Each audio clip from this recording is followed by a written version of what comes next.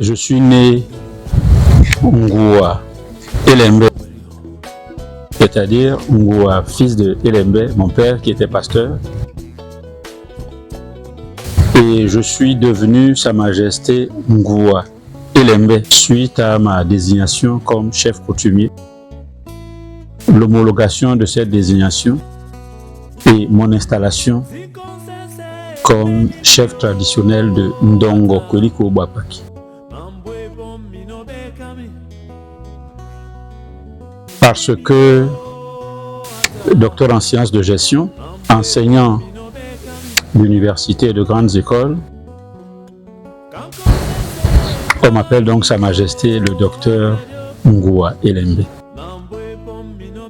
J'ai plusieurs enfants et si j'étais fonctionnaire, je serais probablement déjà retraitable. Je suis directeur d'entreprise, fondateur d'entreprise et j'exerce au Cameroun d'une part et dans d'autres pays d'Afrique. Dans le cadre d'autres activités, je suis expert judiciaire agréé auprès des cours et tribunaux au Cameroun et auteur de quelques ouvrages et articles sur des sujets divers. Je suis Sawa d'origine, de père et de mère, Camerounais dans l'âme et africain dans la raison et dans la croyance. Je pense que les transmissions génétiques sont réelles et peuvent avoir une influence certaine sur l'individu et la formation de sa personnalité. Je pense aussi que le moule culturel dans lequel un individu évolue a une influence sur sa personnalité. Et il faut avoir un comportement princier. Et ensuite, le poids des responsabilités communautaires et chefales aide à forger la personnalité. En plus de cela, il y a l'éducation sociale, l'éducation formelle et les acquisitions diverses aux confins des fréquentations, aux confins des influences qu'on a pu avoir au long de son cheminement. Aujourd'hui, étant plus proche de la tombe que du berceau, je pense que tout cela a fabriqué la personne que je suis devenue. Alors, Bapaki est un groupement du canton Abo Sud. Les Abo, qu'on appelle également les Bankoun, parce que ils sont descendants d'un aïeul qui s'appelle Nkun, lui-même fils de Mbedi, lui-même fils de Mbongo, lui-même fils de Mbe, lui-même fils de Dikota.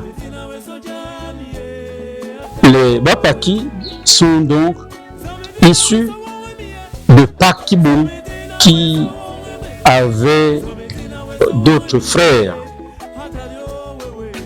comme Nyangibou, comme Ngombebou, comme Ebilebou, comme Bonjobou, comme Milomibou, qui ont essaimé. Et aujourd'hui, ces peuplades continuent d'exister à différents endroits. Ce groupement qui se trouve donc dans le canton Bankoun Sud ou Abo Sud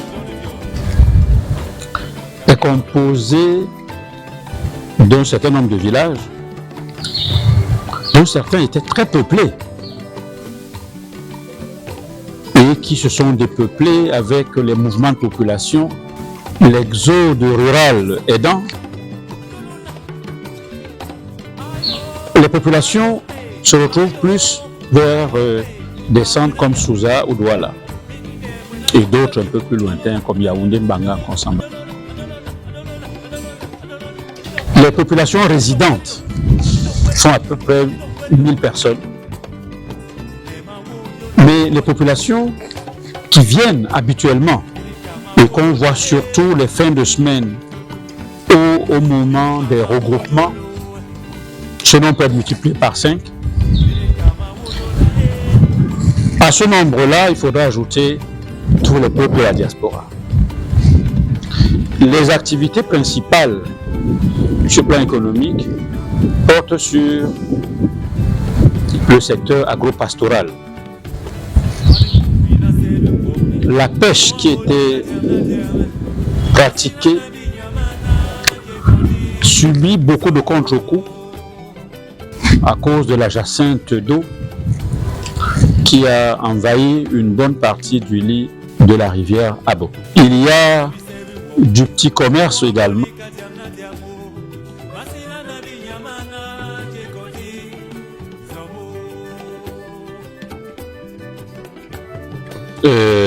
Je vous remercie encore parce que vous nous donnez l'occasion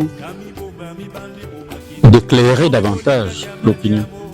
La réunion qui s'est tenue à la chefferie de Ndongo Wapaki avait pour but de susciter un débat contradictoire à la demande du ministre des Affaires foncières, demande faisant suite à une requête qui lui a été envoyée par M. Kamgue et dont nous n'avions pas connaissance. Première chose, donc, au cours de cette réunion, lecture nous a été donnée de la dite requête. Cela a été important parce que nous avons écouté la lecture de cette requête et il s'est avéré que M. Kamgue a saisi le ministre des Affaires foncières pour dire que nous lui empêchons l'exploitation des terres chez nous par des exactions que nous faisons. C'était la première fois qu'on entendait ça. Et c'est donc important que nous le sachions. Mais cette requête a été précédée auprès du ministre des Affaires foncières par une demande d'intervention que nous avons faite en 2022 où nous avons demandé l'annulation des concessions provisoires signées au profit de M. Kamgue Michel et son fils sur près de 200 hectares de terrain chez nous.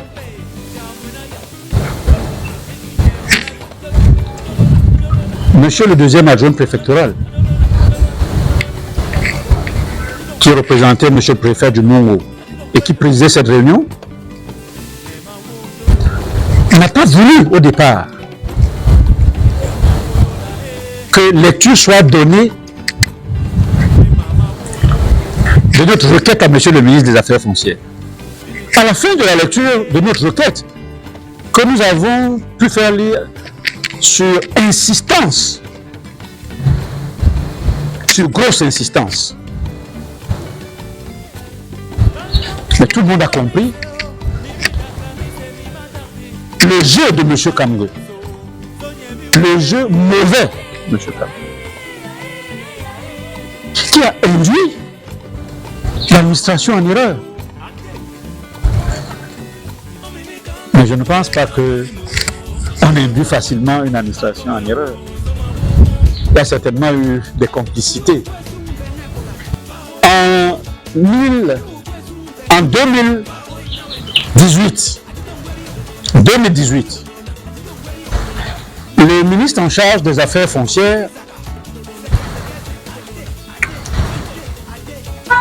pas le ministre actuel, la dame qui l'a précédé, de regretter mémoire, que son âme repose en paix, a signé 5 arrêtés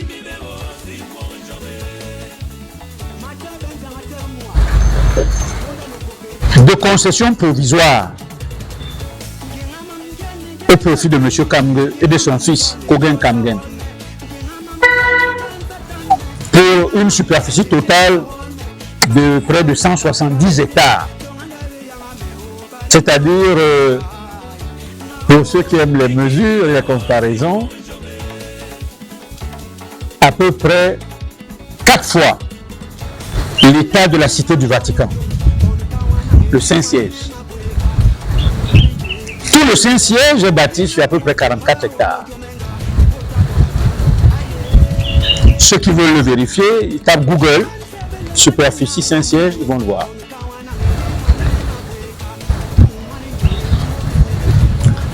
Et le ministre a signé 170 hectares presque à M. Kamge et à son fils, sur un même terrain.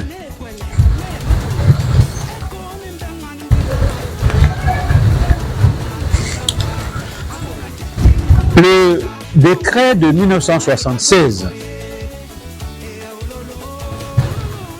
qui fixe les modalités de gestion du domaine national au Cameroun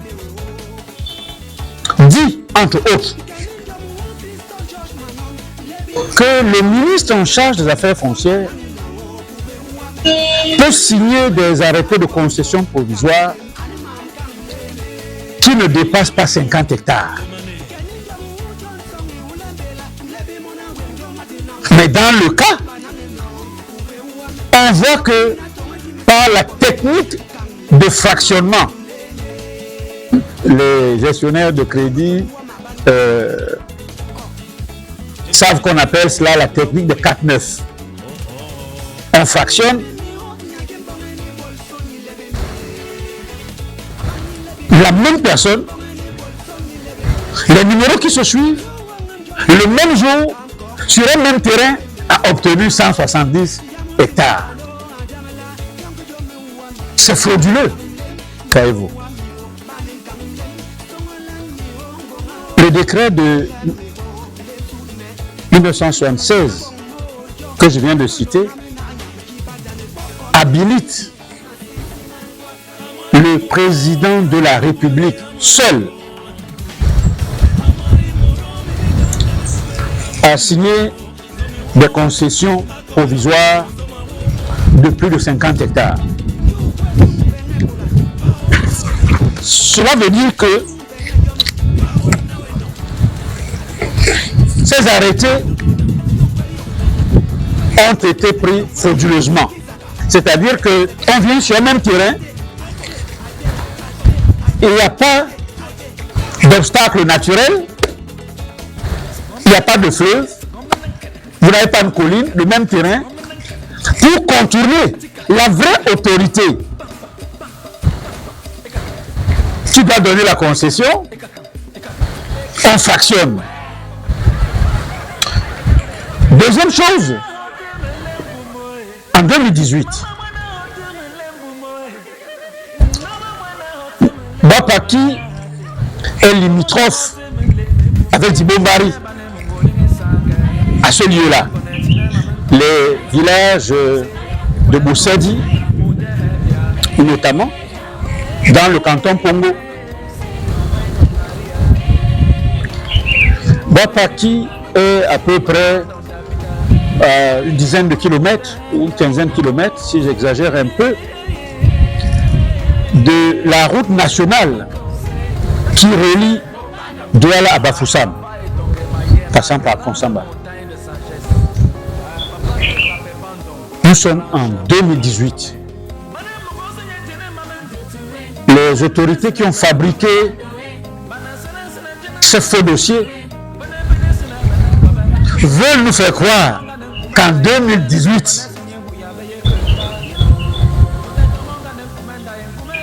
les terrains donnés en concession provisoire à M. Kamge Michel, ressortissent du domaine national de deuxième catégorie. C'est-à-dire une zone jamais exploitée, jamais habitée, jamais fréquentée, abandonnée à la limite, Ce qui est naturellement faux. Ce qui est d'autant plus faux que le même Kambé Michel dit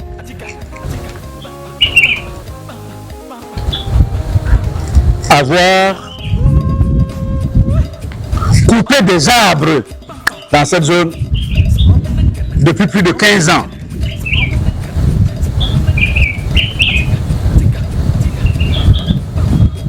Comment une zone peut être jamais explorée, jamais habitée, jamais utilisée, et depuis 15 ans, des gens y travaillent? C'est gros comme le nez sur un visage. Alors que dans cette zone, nos grands-parents, nos arrière-grands-parents avaient des robines. Les robines, c'était des usines de liquéfaction pour la fabrication du rare. Parce que cela devait se faire un peu en retrait, parce qu'à l'époque, ce produit faisait l'objet d'interdiction. C'est une zone de chasse. Et nos populations vivaient également de chasse. C'était une zone de pêche, parce que des cours d'eau à l'arrière sillonnaient ces zones. C'était une zone d'activité agricole intense. On ne peut donc pas faire admettre qu'à 15 km de la route nationale, en 2018,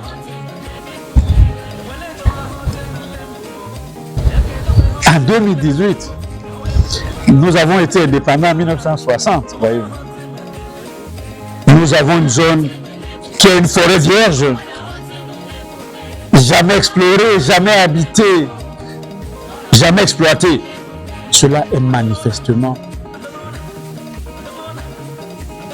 pas vrai. Cette partie de mon village ne peut donc pas être considérée, comme cela a été le cas, pour frauduleusement faire aboutir un dossier. Mais ce n'est pas tout. En 2018, lorsque ces arrêtés sont pris, l'homologation de ma désignation comme chef s'est faite le 3 octobre, le 4 octobre, autant pour moi, de l'an 2000. Ça fait 18 ans. Lorsque ces arrêtés sont pris, et le décret de 1976 qui fixe les modalités de gestion du domaine national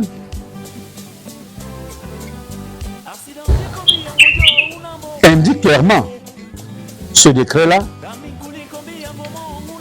qu'avant de donner un terrain en concession provisoire dans une zone, une commission est créée par arrêté préfectoral.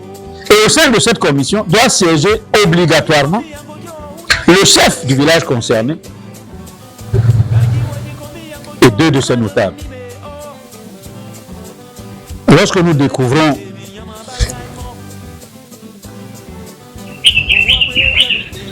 ces documents, c'est-à-dire les arrêtés de mise en concession, nous demandons jusqu'aujourd'hui qu'on nous produise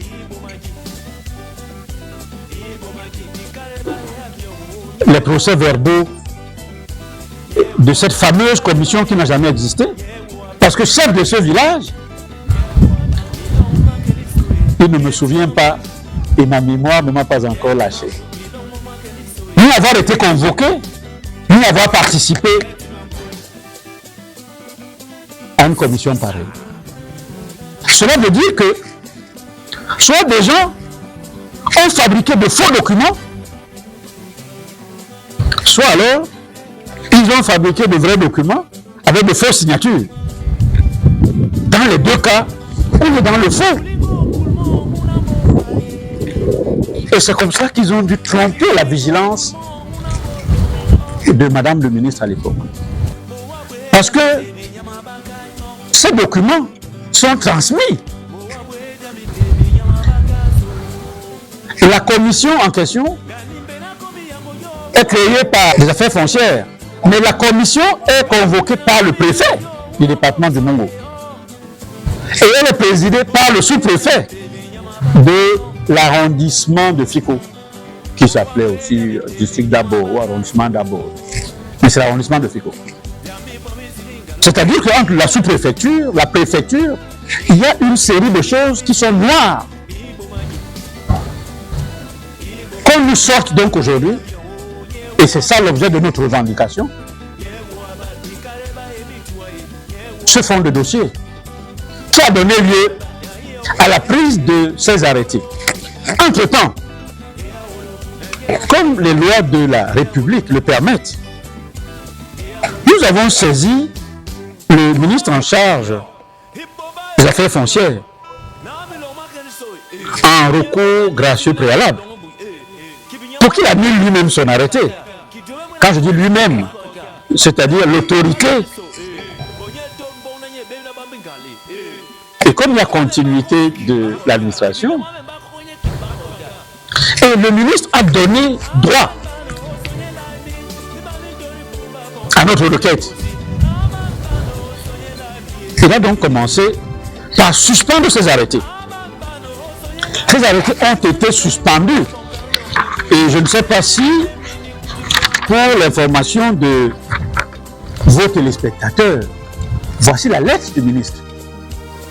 La lettre signée le 13 avril 2022, par laquelle le ministre en charge des Affaires foncières, M. Henri Eyebe ici,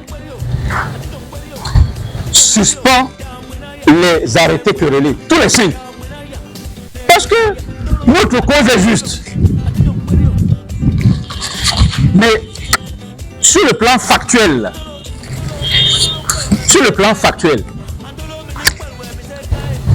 le décret de 1976 que j'ai évoqué tout à l'heure prescrit la mise en place d'un cahier de charges qui accompagne la concession provisoire. C'est-à-dire que celui qui est bénéficiaire de cette concession et les populations riveraines, représentées par leurs chefs et leurs frères, s'entendent sur la contrepartie. Nous sommes une zone enclavée, a besoin d'infrastructures de développement. Comment comprendre que quelqu'un qui se dit opérateur économique, ou investisseur, ou milliardaire, puisse exploiter les terres d'un village sans cahier de charge? Si le cahier de charge existe, il l'a fait avec qui?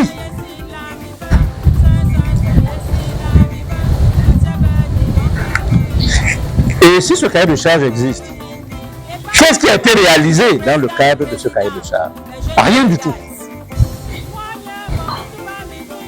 Monsieur Kambe, que nous avons découvert il n'y a pas longtemps, a déclaré lui-même en public et devant les caméras des presse qui étaient là ce jour, lui qui reconnaît qu'il n'a rien fait pour le village et que maintenant, comme par hasard, 15 ans après avoir exploité un village, couper tous les arbres de ce village, décimer les éléments naturels qui s'y trouvaient, détruire les produits de notre pharmacopée. 15 ans après, 5 ans après la concession provisoire, il reconnaît lui-même qu'il n'a jamais, mais alors jamais, apporté même un banc, un seul banc, ni dans une église du village, ni dans une école. Ce n'est pas juste. Ce n'est pas juste.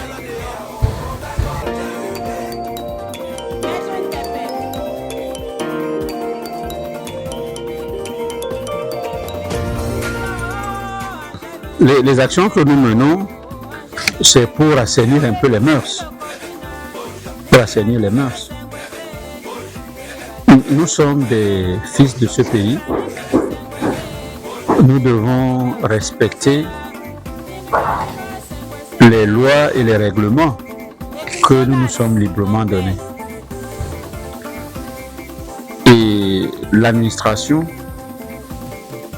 a la responsabilité de faire respecter et de respecter les lois et règlements.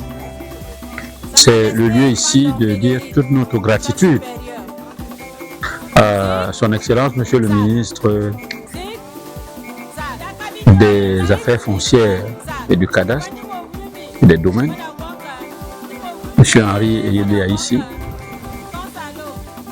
qui a réagi rapidement et favorablement à notre saisine. Nous l'avons saisi le 23 mars 2022 et le 13 avril,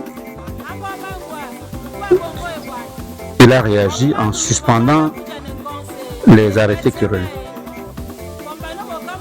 Par contre, nous décrions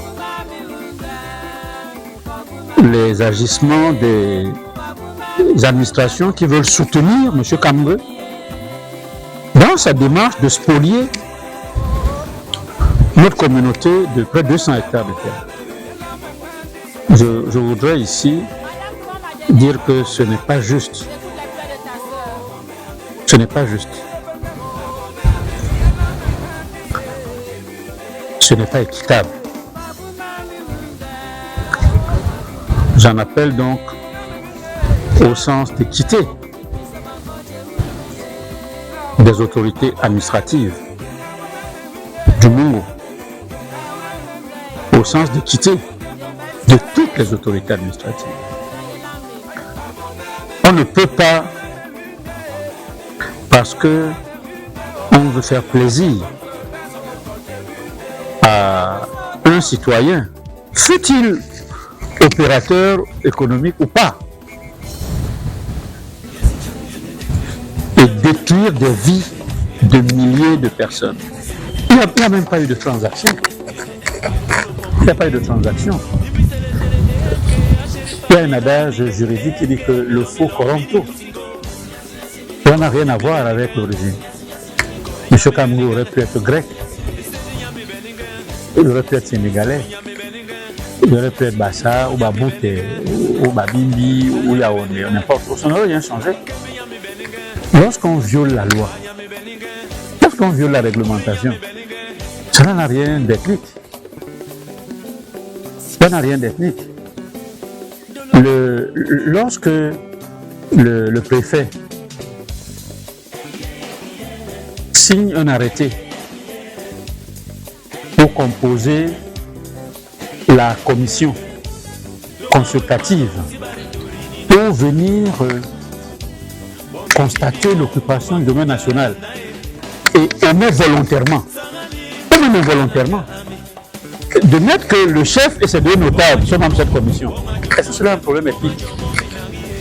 Le préfet ne fait pas ça parce qu'il est Betty, ou Sawa, ou Bamideke, ou Aoussa. Non.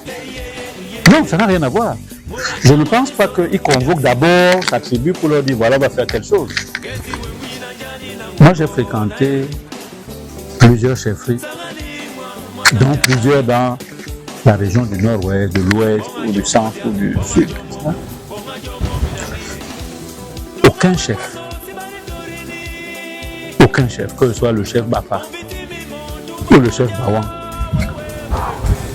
ou le chef Batoufa, ou le chef Balévin, aucun, je dis bien aucun chef, n'a jamais assis ces gens pour dire bon, monsieur Kamgue, nous, de notre commune, on vous envoie aller chercher les histoires à voir partout, allez les envahir. Aucun. Non.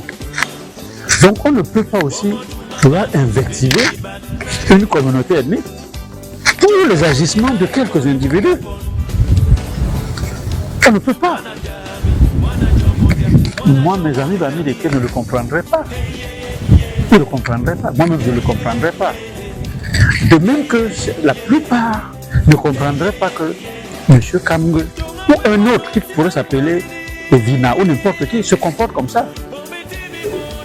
Pourquoi vouloir mépriser un chef de village alors qu'on respecte son chef de village? Pourquoi? C'est ce que fait M. Kamgue. Je ne pense pas que c'est son chef qui l'a appelé pour lui dire bon, il faut aller mépriser le chef de Bois. Non. Donc ce n'est pas un problème ethnique. Il faut éviter de polir les angles. Non, ça n'a rien à voir. Ça n'a rien à voir. Les plus proches voisins de nous, ressortissants du Mungo, c'est nos frères de l'Ouest, c'est nos plus proches voisins. Ils ne peuvent pas, l'histoire ne va pas changer. L'histoire ne va pas changer. Et je dis que ça n'a rien à voir. Si c'était quelqu'un qui venait de la Lune, qui posait le même acte, je me serais plaint de la même façon. Mais nous nous sommes plaints contre les arrêtés signés par un ministre de la République. Ce ministre n'est pas Bamileke, ce ministre n'est pas Aoussa, ce ministre est un ministre de la République. Et nous avons contesté et nous contestons les arrêtés qui ont été pris, indépendamment de la personne qui a signé ces arrêtés, indépendamment de son appartenance. Nous contestons également le fait qu'un opérateur ait frauduleusement obtenu des arrêtés pour occuper près de 200 hectares de terre. Je voudrais vous rappeler, pour des questions de comparaison, que les États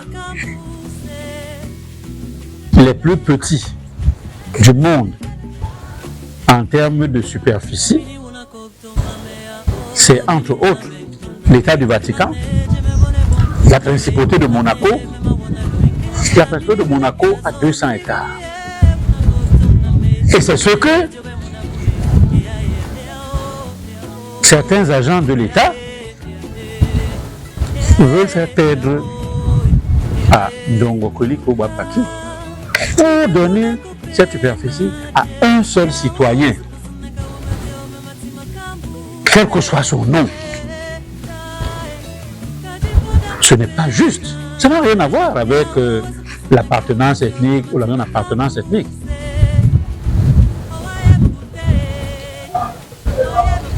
Quel que fût le préfet qui eut donné cet ordre, nous contestons cet ordre-là. Quel que fût l'individu qui eut bénéficié de cette attribution, nous contestons cette attribution. Parce qu'elle est illégale, elle n'est pas morale, elle n'est pas juste. Et nous remercions le ministre des Affaires foncières qui a suspendu les effets de ces arrêtés.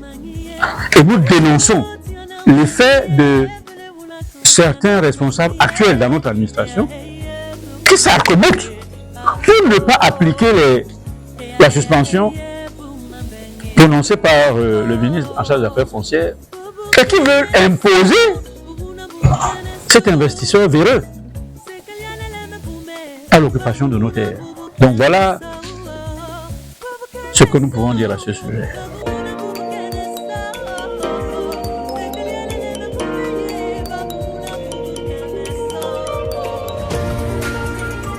Et la première chose, c'est la considération qu'on donne à la terre.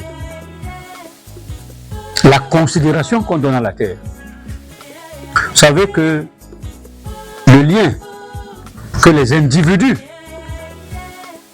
ont avec la terre, c'est un lien sacré. Regardez la guerre entre les Palestiniens et les Israéliens. Des problèmes de terre, hein? Depuis des années, cette guerre dure. La première conséquence sera qu'il n'y aura pas de paix dans cette zone. Il n'y aura pas de paix dans cette zone. Or, une occupation surtout par la voie de la concession, doit être paisible. L'occupation par M. Kamgue de nos terres n'est pas paisible. Elle est frauduleuse.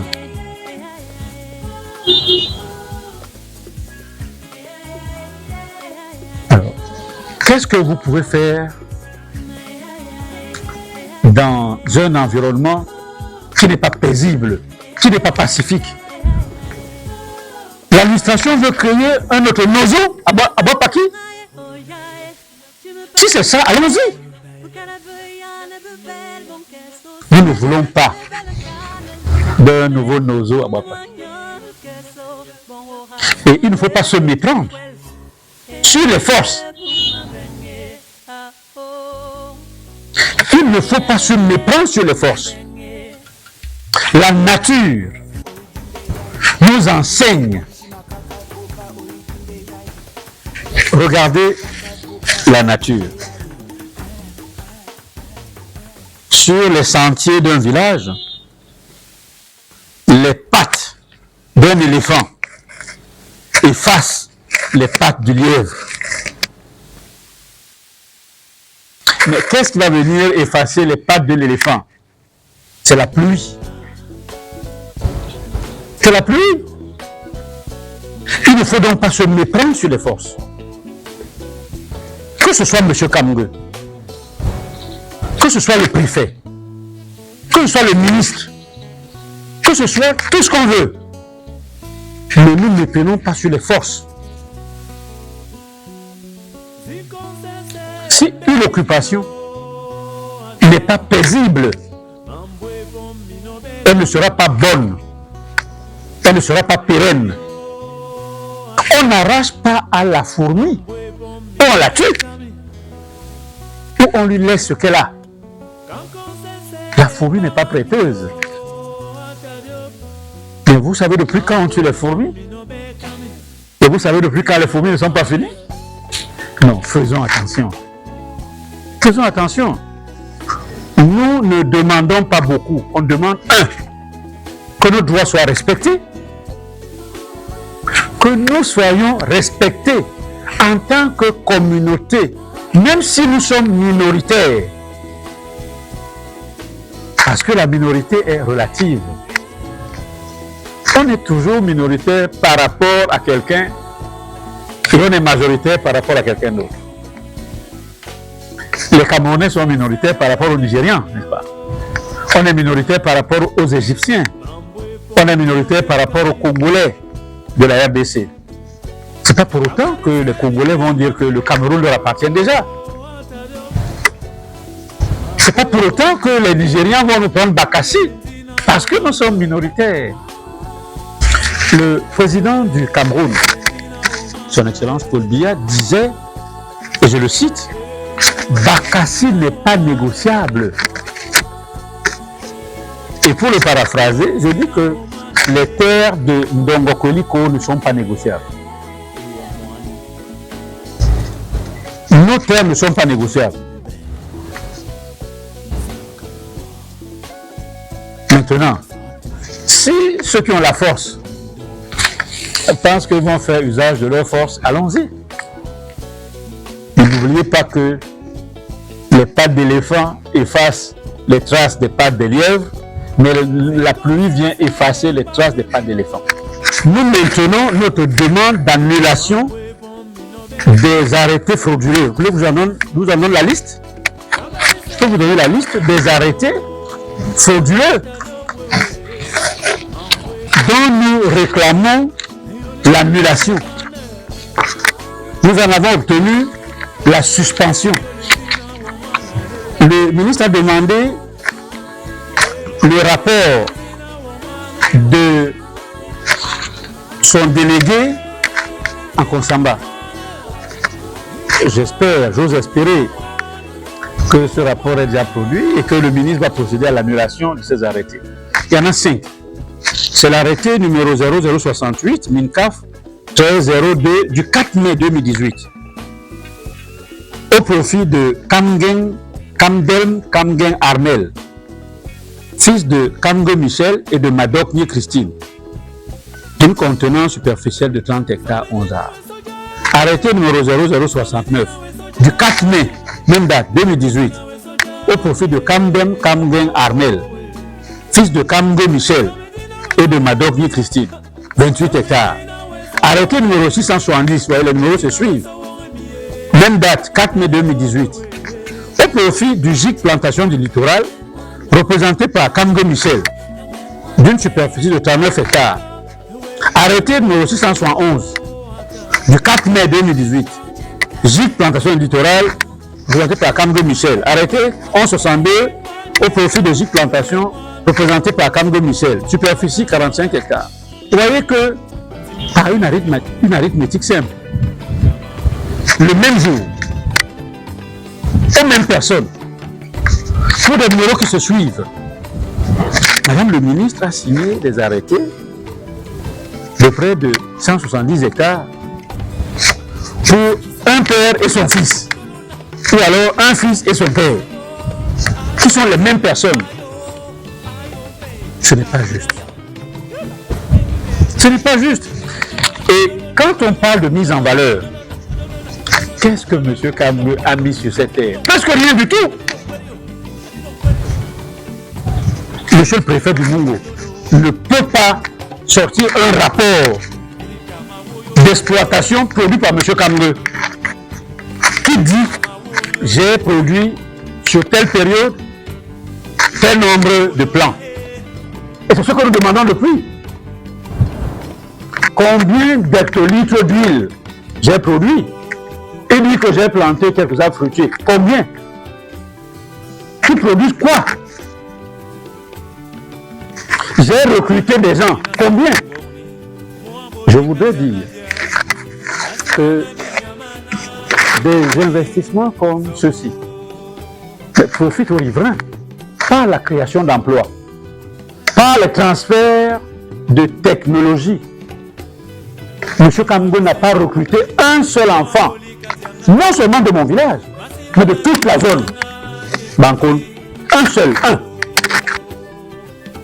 J'ai demandé l'autre jour au deuxième adjoint préfectoral de demander à M. Kamge de nous produire la liste de ses employés pour qu'il nous montre un seul, je dis un, pas deux, depuis 15 ans qu'il exploite nos terres. Depuis 5 ans qu'il a obtenu frauduleusement les arrêtés de concession provisoire. Il n'a pas recruté un seul enfant de mon village. Vous trouvez ça juste? Monsieur Kamge n'a jamais, mais alors jamais,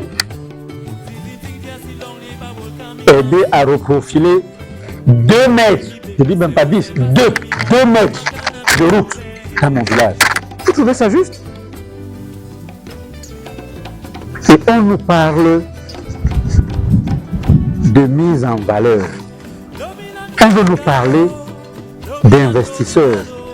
Si un investissement ne profite pas à une zone, à quoi sert-il d'avoir cet investissement? Est-ce que le Cameroun accepterait qu'un investisseur turc, ou japonais, ou chinois, ou français vienne créer une entreprise au Cameroun, sur les terres du Cameroun, n'emploie aucun Camerounais, ne distribue aucun revenu à un Camerounais? On parlerait de quelle responsabilité sociétale de l'entreprise? Non. Non. Et la préfecture du Mungo soutient donc M. Kamge. On méprise des intérêts de toute une collectivité. Ce n'est pas juste. Le ministre a suspendu les effets des arrêtés. Il est normal que ces arrêtés soient annulés. D'ailleurs, le décret de 1976 que j'ai cité tout à l'heure stipule clairement que un arrêté voit ses effets complètement annihilés à son expiration. M. Kamge a eu des arrêtés pour 5 ans. Les 5 ans sont expirés. si M. Kandé ou un autre a besoin de nos terres, parce que nos terres sont des terres fertiles, nos terres sont de bonnes terres, s'il a besoin de nos terres, mais il vient. Nous sommes ouverts pour qu'on en parle. Mais dans son cas, on commence par un audit. Et on doit faire l'état des lieux. On doit faire l'état des lieux pour savoir depuis quand il exploite, qu'est-ce qu'il a mis, qu'est-ce qu'il a produit et qu'est-ce que cela a apporté à notre communauté. Mais la réponse à cette dernière question, c'est rien. M. Kamungwe s'est enrichi, probablement, mais il n'a rien fait pour notre communauté. Et en tant que chef de cette communauté, je ne peux pas continuer à l'accepter. Je ne peux pas l'accepter. Et je le dénonce.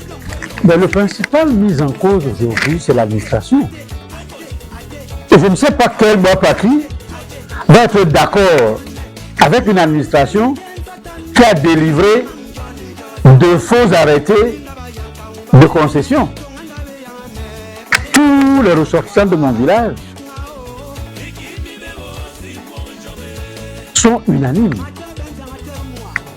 que les terres de notre village ne sont pas négligeables et ne peuvent pas être dilapidées de la sorte. Des fameux phénomènes d'escroquerie foncière. Parce que chaque chose a un nom. Il y a des individus qui sont contactés par des individus véreux pour leur dire non, moi, ma famille ou moi-même, j'ai des terrains à tel endroit, viens les occuper. C'est sûr que M. Kamungwe a été drainé par des éclaireurs pareils. Mais son intelligence aurait dû lui commander. Ou alors des conseils, y compris des conseils juridiques, je pense qu'il en a, aurait dû lui conseiller la voie de l'intelligence. Vous voulez occuper une portion du domaine national? Voici ce qu'il y a de faire. Et la source, c'est le décret de 1976. Il a violé. Maintenant, venir après coup, corrompre quelques individus faméliques pour leur dire, non, venez derrière moi dire que c'est vous qui m'avez amené dans ce village, qui n'ont ni qualité, ni droit, c'est encore un geste de désespoir et de malhonnêteté. Et de malhonnêteté. C'est-à-dire qu'il accumule. Il ne fait que accumuler les mauvais gestes. Évidemment, j'ai entendu parler des individus comme Doumbé Priso, comme Marcel Mboume, comme Guillaume Bella, qui seraient aujourd'hui des suppôts qui essaient de combiner avec une certaine administration pour dire que non, non, non, nous lui avons vendu le terrain. Quel droit? Quel droit un individu a-t-il de vendre une portion du domaine national? Quel droit? Et quelle autorité administrative peut écouter ce discours sans s'émouvoir? Quand un individu se lève et dit devant une autorité administrative, oui, c'est moi qui ai vendu une partie de ce terrain, sans même faire l'objet de reprimande, cela appelle des notions de complicité que nous dénonçons. Que nous dénonçons. Un acte de vente d'un bien immobilier, d'un terrain, doit donner lieu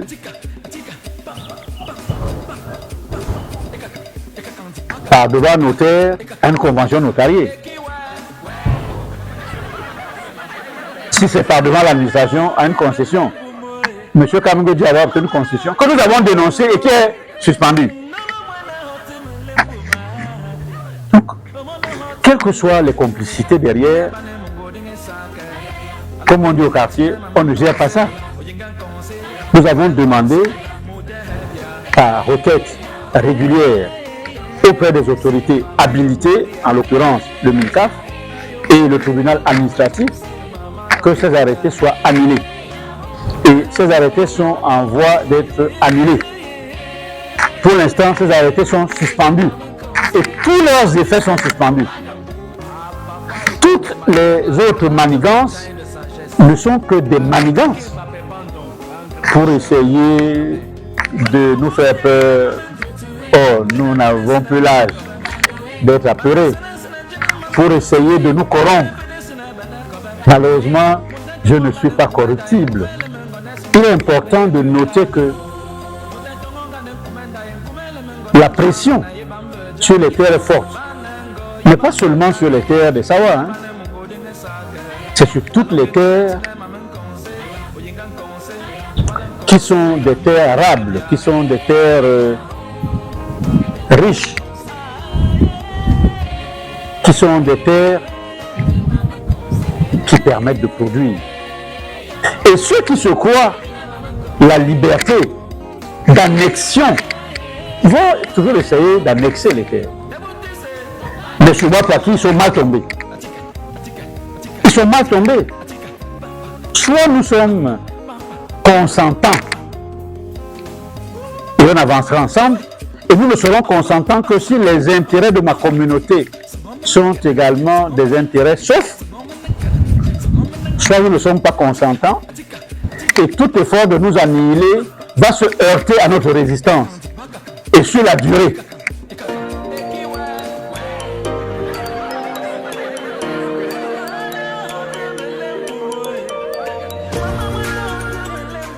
Pour l'ensemble de la communauté nationale, je voudrais dire que aujourd'hui, à peu près 15 à 20% de ceux qui pensent en avoir les moyens vont s'accaparer 80% des terres.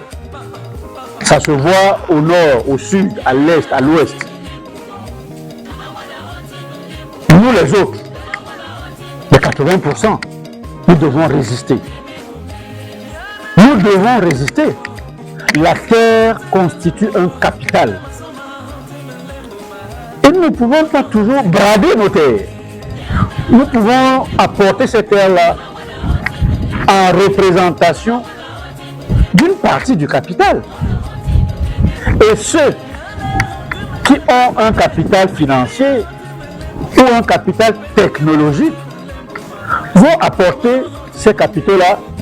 Et nous qui apporterons les terres, on pourra donc faire une association de moyens. Et cela va profiter à tous. Évitons la braderie. Évitons aussi d'avoir peur. Peur de certaines autorités qui elles-mêmes n'ont pas peur de violer la loi. Évitons d'avoir peur. Peur de certains gros bras qui se disent des investisseurs, qui font semblant d'être devant et que derrière, il y a des murs de défense. C'est faux. C'est faux. Nous devons résister. Et nous devons encourager les autorités prestes à dire des choses justes. Njo, nyadate munda mwamuna nyongo pangamo. Ongwanemo opangamo. Ibana njo esimula. Iborete oda munda mwamuna nyongo. Nyatumbandi umunda mongo. Idapemo. Njo nyi oda bamunda. Abona tete. Abona nyangu. Nyo ungwane mba upanga ninjo. Lise temo iboreda munda mwam. Nyatumbi ape nyunda manyu.